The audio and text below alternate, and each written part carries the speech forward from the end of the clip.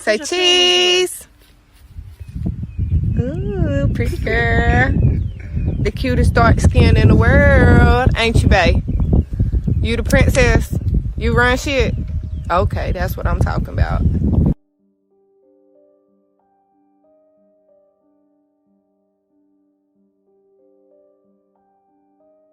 A man is accused of killing his 7-year-old daughter while aiming at her mother. Maxton police says Qua'Zariya Williams passed away at the hospital Sunday afternoon after 31-year-old Dedric Page shot into a car with 5 people on East Graham Road. He's now being held without bond, facing murder, attempted murder, and weapons charges. 7-year-old Qua'Zariya Williams, affectionately known as Butt, was a radiant little girl with a love for drawing, dancing, and spending time with her family and friends. Her bright personality and boundless energy painted a future filled with limitless possibilities. But her young life was cruelly and tragically cut short, not by her own doing, but by the toxic and volatile relationship between her parents, Renea and Dedric Page. On what should have been an ordinary Sunday after church, a heated argument between Renea and Dedric turned deadly. Dedric, a man with a long and troubling history, pulled out a gun not to resolve their conflict, but to escalate it to the unthinkable. In an act of unimaginable violence, he aimed and fired, striking Qua'Zariya. His intent, horrifyingly, was to kill her mother, but instead he took the life of their innocent child. This devastating tragedy is a stark and painful reminder of how domestic violence doesn't just destroy partners, it shatters the lives of children caught in its wake. Butt's death underscores the dire consequences of relationships that should have ended long before they spiraled into chaos. Her life, full of promise and joy, was stolen in the most senseless way, leaving behind grief, anger, and a haunting question. Why wasn't more done to protect her? Welcome to the American Crime Femicide channel. Please like, share, subscribe, and hit the notification bell for future uploads. Qua'Zariya was a sweet, vibrant little girl whose bright smile and infectious personality lit up every room she entered. Her family affectionately gave her the nickname Butt, a playful term that always made her laugh. From an early age, she showed a love for dancing, eventually becoming a cheerleader at Townsend Elementary School. Cheerleading wasn't just an activity for Qua'Zariya. It was a passion that brought her joy and showcased her blossoming talent. When she wasn't dancing, she was busy socializing, talking to everyone she met, and spreading her warmth to family and friends. She was the epitome of friendliness and charm. Tragically, her young life, so full of potential, was stolen in the most senseless and avoidable way. William's parents, Renea and Dedric, once shared a love that brought her into the world. But over time, that love soured, turning into animosity and toxic hostility. Their relationship became a volatile cycle of arguments, fights, and a facade of unity masked by fleeting moments of intimacy. Renea was well aware of Dedric's criminal past, his violent tendencies, arrests, and illegal possession of firearms. Despite this, their toxic relationship persisted, binding them together in a way that would ultimately lead to tragedy.